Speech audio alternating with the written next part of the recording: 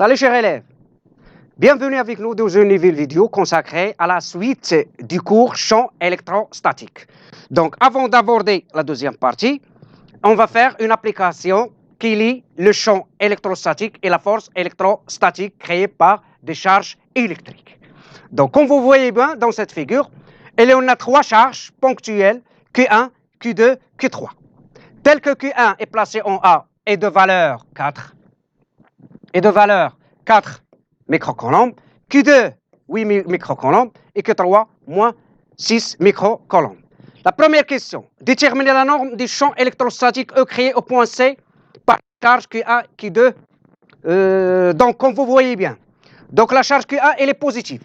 Donc, automatiquement, le champ électrostatique créé par la charge Q1 sur la charge Q2 est forcément centrifuge.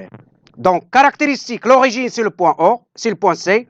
Direction, c'est la droite qui passe par les deux centres. Et le sens, automatiquement vers le bas. Ça, c'est le champ électrostatique EA. Également, le champ électrostatique créé par le point B sur le point C est centrifuge. Pourquoi? Parce que tout simplement, la charge Q2, elle est positive. Donc, comme caractéristique, elle admet comme origine le point C. La direction n'a rien d'autre que cette droite. Et le sens également vers droite. Et la somme des deux vecteurs n'est rien d'autre que le champ électrique total. Juste une petite remarque, c'est que ce triangle est équilatéral, de telle sorte que AB, la distance AB est A, la distance entre AC et A, et BC, c'est A. Donc l'angle qu'on doit avoir ici, ça, c'est alpha, les angles sont égaux. C'est-à-dire que alpha n'est rien d'autre que P sur 3. Donc, tout simplement, on va commencer par l'expression vectorielle du champ électrostatique total. Donc 1. Donc le champ électrostatique total n'est rien d'autre que EA plus EB. Donc pour calculer ou donner l'expression du champ électrostatique total, donc on va faire ce qu'on appelle le produit scalaire entre les deux vecteurs. Ceci nous permet de dire que E total, produit scalaire E total, n'est rien d'autre que EA plus EB, scalaire EA plus EB. Donc E total, scalaire E total, n'est rien d'autre que E total au carré, égale EA au carré plus EB au carré plus 2 EA EB cosinus, l'angle entre ces deux vecteurs champ électrostatique n'est rien d'autre que alpha.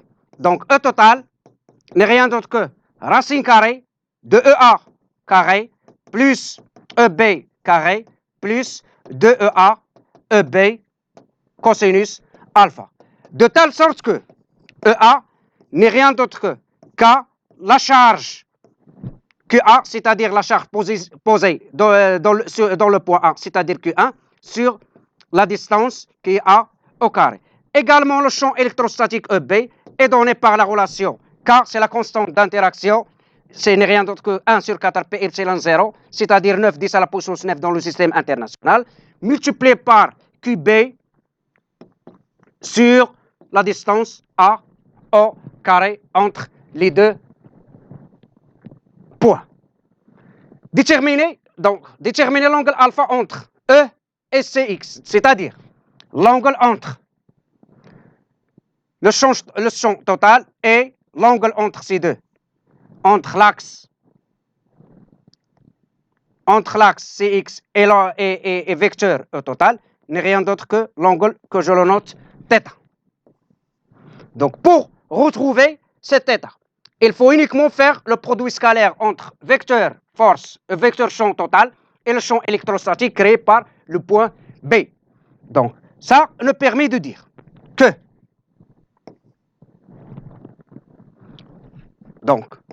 on n'a que E total multiplié par EB n'est rien d'autre que EA plus EB multiplié EB. Donc E total multiplié EB n'est rien d'autre que E total EB, l'angle entre ces deux n'est rien d'autre que θ.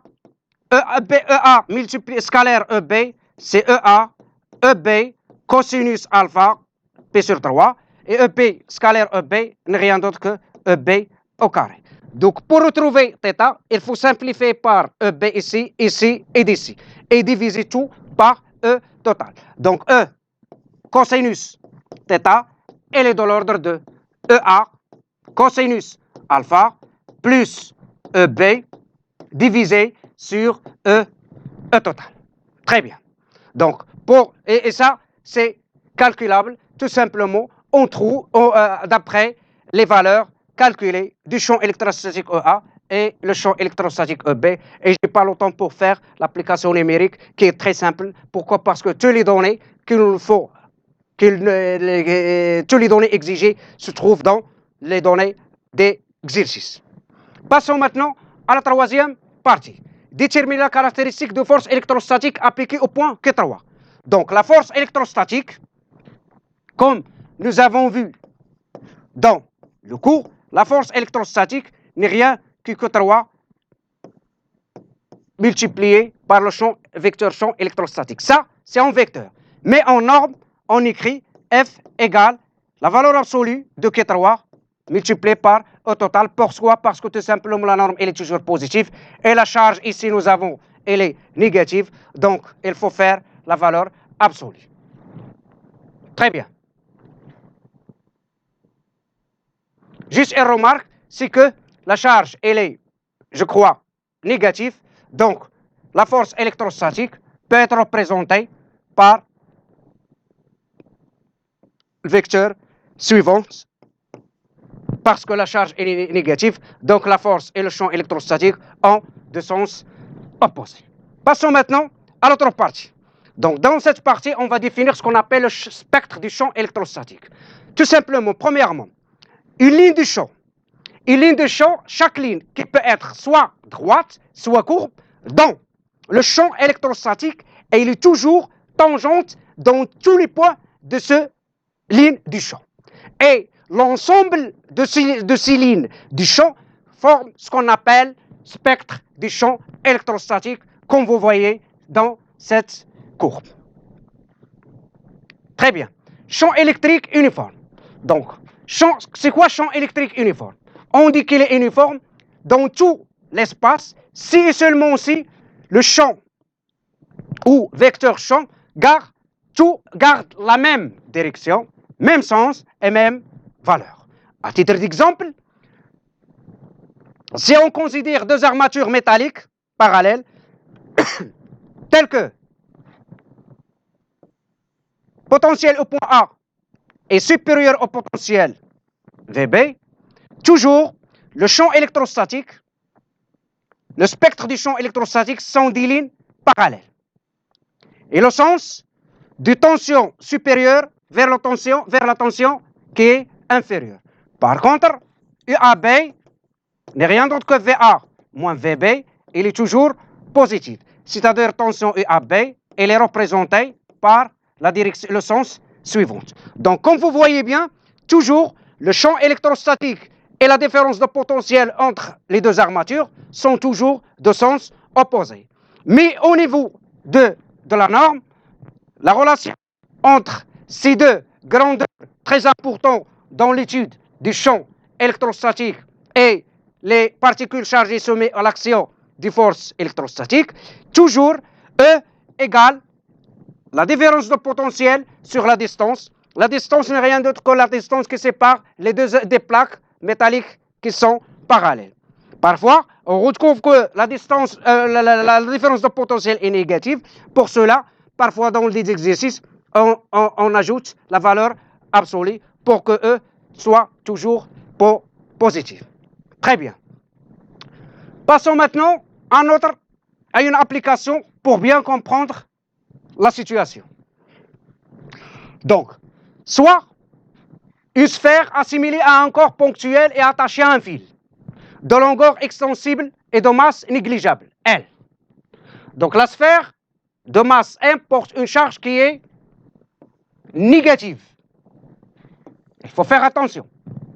L'ensemble constitue un pendule électrique placé dans une région où est un champ électrique uniforme, E horizontal. Le fil coupe une position d'équilibre inclinée d'un angle alpha par rapport à la verticale. Et la sphère occupe la position O, origine du sphère. Première question, précisez toutes les forces qui exercent sur S et représentez les vecteurs forces associés à partir de l'origine O. Donc, puisque la sphère a un masse, donc il se met à l'action du poids, qui est toujours perpendiculaire.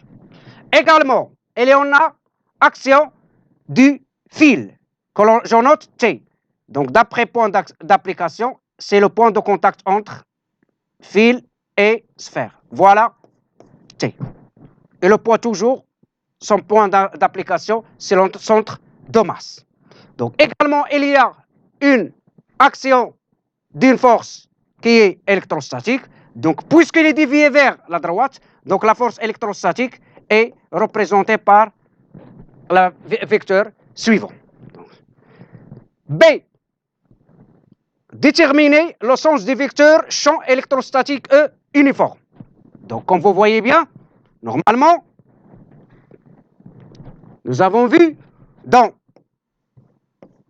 le cours que la force électrostatique et le champ électrostatique sont liés par la relation suivante. Et puisque Q elle est négative, donc F et E ont deux sens opposés.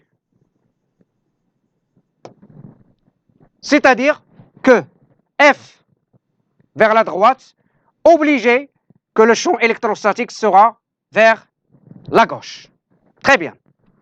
Appliquer la condition d'équilibre du système et écrire la relation entre les vecteurs force.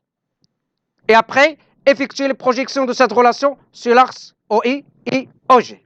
Donc, avant d'écrire, je vais faire une projection pour effectuer la loi d'équilibre.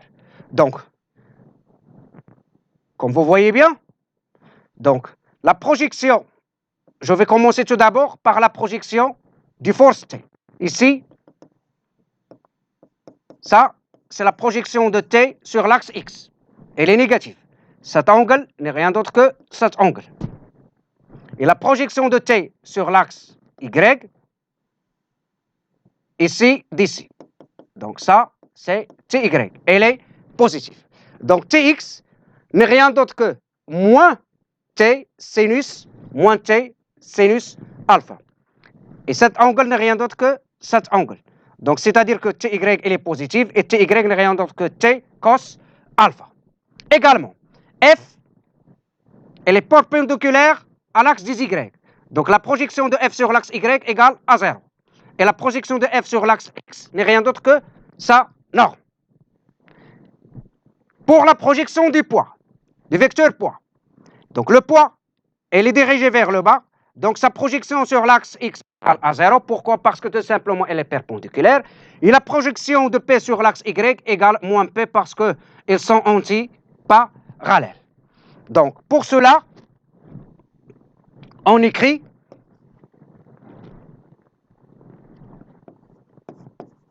à l'équilibre.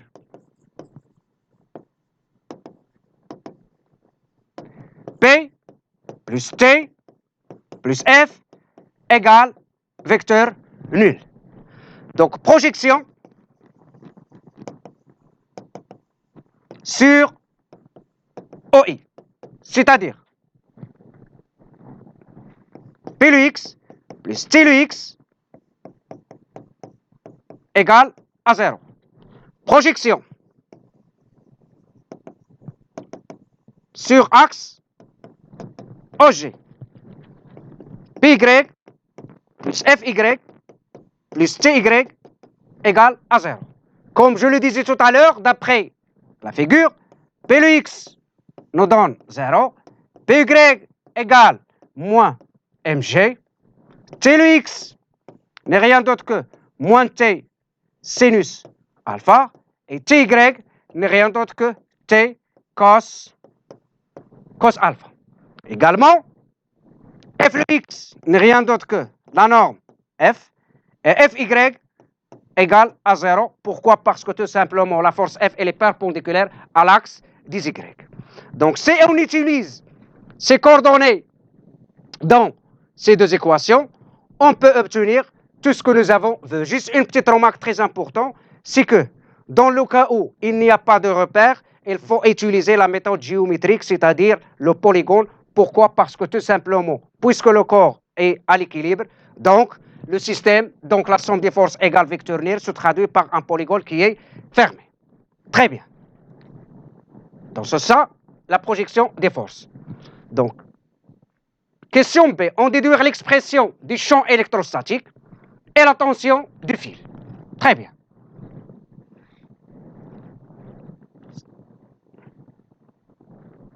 C'est la question B. Projection sur l'axe des X. P le X égale 0, F le X nous donne F, et T le X, comme vous voyez, nous donne moins T sinus alpha égale à 0. Ceci nous permet de dire que F, qui égale la valeur absolue de Q fois E, égale T sinus alpha. C'est-à-dire que E n'est rien d'autre que T sinus alpha sur la valeur absolue de Q. Par contre, si on veut calculer l'expression de E, il faut trouver l'expression du T. Pour cela, il faut aller à la deuxième projection sur l'axe Y. Donc, dans la projection de l'axe Y, nous avons retrouvé que PY plus FY plus TY égale à 0. Donc, PY, elle est dans l'ordre de moins mg. C'est-à-dire, moins mg, FY qui est égal à 0, et TY est dans l'ordre de T cos alpha, égal à 0. Ceci nous permet de déduire l'intensité des forces appliquées par le fil, c'est-à-dire que T égale mg sur cos alpha. Cette relation nous permet de déduire l'intensité du fil appliqué, de l'action du fil appliquée sur le corps. Donc, si on remplace l'expression de T ici, on trouve que E n'est rien d'autre que mg sinus sur le cos n'est rien d'autre que tangente alpha divisé sur la valeur absolue de Q. Et toutes ces expressions sont calculables. Pourquoi? Parce que tout simplement nous avons les données. Juste une petite remarque, c'est que la charge Q, elle est donnée en microcoulombs, c'est-à-dire il faut transformer en coulombs, et que la masse est donnée en grammes, c'est-à-dire il faut transformer en kilogrammes. Et comme ça, on va résoudre le problème et calculer bien l'intensité et également l'intensité du champ électrostatique et également l'intensité de l'action de fil sur la sphère. Enfin, je tiens à vous remercier pour votre attention et j'espère que vous allez bien bénéficier et on se verra ultérieurement dans une nouvelle vidéo et au revoir.